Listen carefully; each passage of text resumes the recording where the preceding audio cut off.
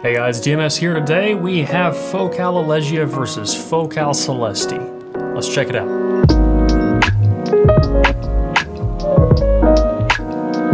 Now do me a favor, if you want to see more videos like this, click that subscribe button down below. If you want to support the channel and ask me questions directly, you can on the Telegram chat, or you can get active in the community on Hi-Fi Guides.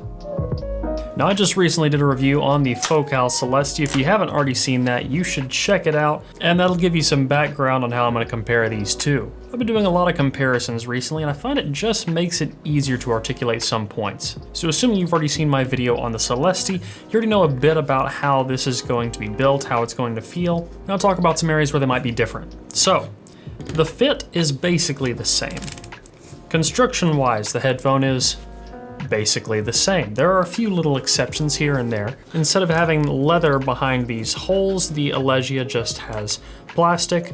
Instead of having this sort of leather hybrid pad, the Elegias have more of a suede leather pad. The top headband padding is basically the same. The fit and comfort is basically the same, but I do find that the padding on the Elegia does breathe just a little bit better, and I find it to be just a hair more comfortable after a long listening session, if only just by heat. That said, they're still both extremely comfortable headphones, and the build feels basically the same, with some minor accents being a little bit more premium on the Celestee, though I don't think that necessarily makes the Celestee any better built, but it does feel a little bit more premium and its price does reflect that. They both have basically the same case, and the cables are very similar too, though the Celestee has a rubberized cable.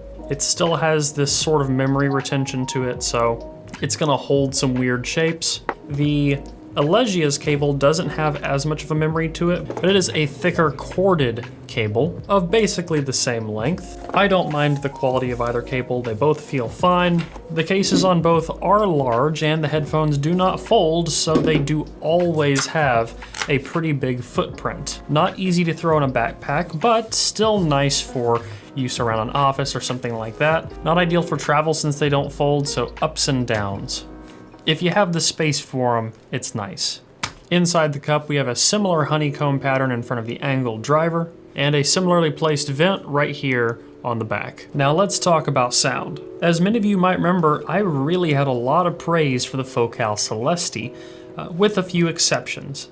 As a very neutral overall response. It reminds me a lot of the AKG K361, but with a lot better detail and very limited soundstage. The Elegia performs similar on a technical level, but the tonality and the timbre is different, as is the staging. So let's move through this headphone's sonic characteristics one by one and then compare them to the Celestee. This headphone has a bit of a non-linear frequency response. So moving through, the bass is well extended. It goes very, very deep, but it's not particularly boosted. It does have a little bit of unevenness to it, so sometimes bass frequencies do come through a little bit more powerful than I would expect, but it's never boomy, bloated, or overwhelming. It's definitely not a muddy headphone, and the bass seems pretty well controlled. The mid-range is emphasized a little bit across its entire spectrum, so anywhere from 100 to about 1.5K. So 100 to 1500 hertz roughly seems like it's a bit more elevated above everything else, and there seems to be a dip in the treble somewhere around 4 kilohertz, it sounds like. Interestingly, the upper leaning part of the mid-range does raise slightly over the lower part of the mid-range, even though the whole thing is a bit emphasized. Strangely enough, the sound is a bit opposite to that when listening to music. This headphone measures a little bit cold, but sounds sometimes a little bit warm depending on the amplification. I find that if I put this on a very clean amplifier, it sounds warm.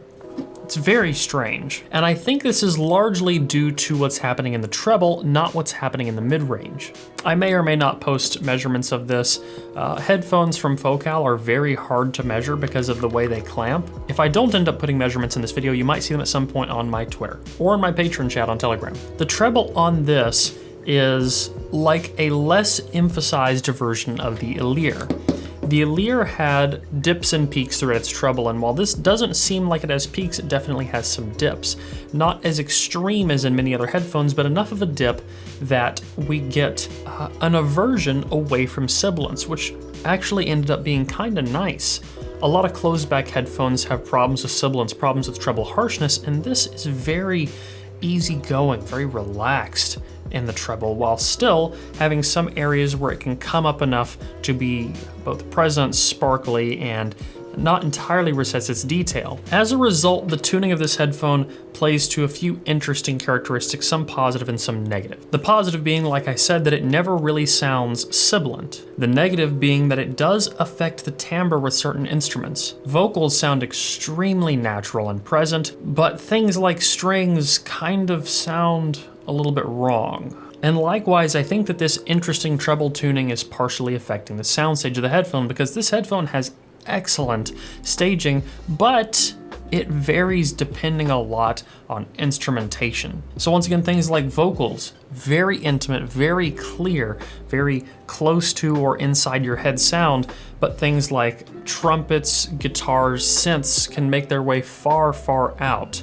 of my head. But then I'll play something like strings and they sound both intimate and off on timbre, which really is the pitfall of a headphone with a unique tuning like this. The Celestee is far more neutral, but never really blew my mind with certain timbres or certain aspects of staging.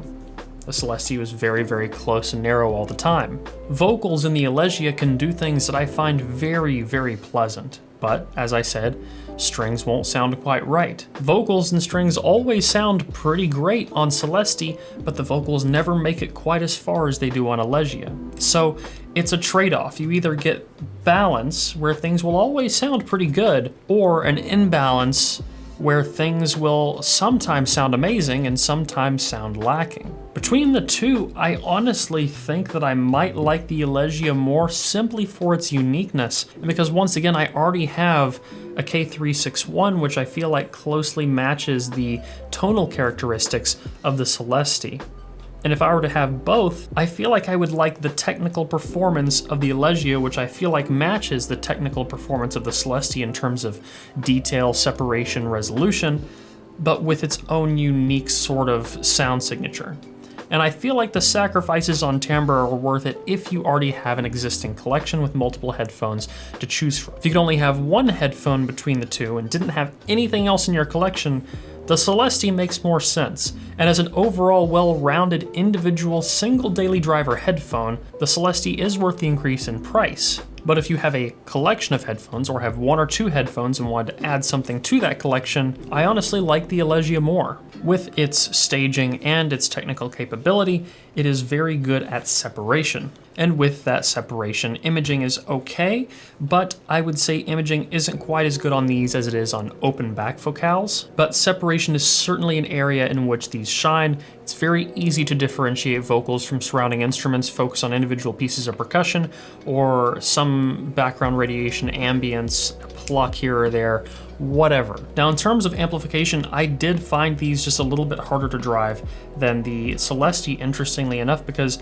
I'm not positive, but I think these are either using the same or a very similar driver, and they have very similar specifications too, but I needed to turn the amplifier up a little bit more with these. I think because of its treble tuning being a bit different, it probably made the overall SPL a bit different. The great combination for this was with the topping A90, the SMSL SU9 on around 70 to 80% DAC volume, and then I ran Tidal through Autovana to control the SU9, and doing all of those things using that setup, this sounded good on several things, but it sounded significantly better with that signal chain. Enough so that I wanted to point it out in this video. The timbre, tonality, and tuning reminds me a lot of my Bowers & Wilkins DM7 towers. Now I use a bunch of different speakers, but there's something about those Bowers that I always thought was a bit special. And they have a very similar treble characteristic as these. And drawing that immediate connection, it was easier to relate to the sound of the Elegia, and I found that pretty pleasing.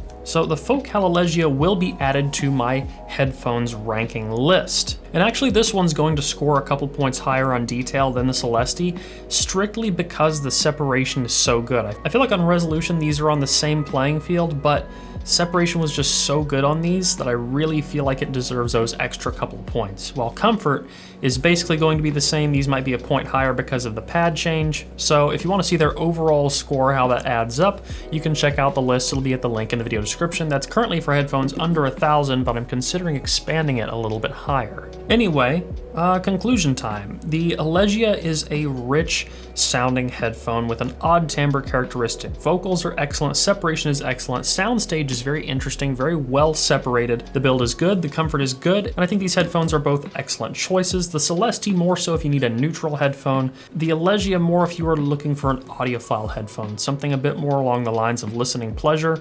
And really it's going to be a bit amp dependent, so play around with different amplifiers if you want to test this thing out. And like I said, if you're a big fan of strings, the timbre might be a little bit off-putting to you and you might prefer the Celestee more. But if you really love strings and you want a headphone that's going to play well to chamber music, you should look at the Harmonic Dyne Zeus.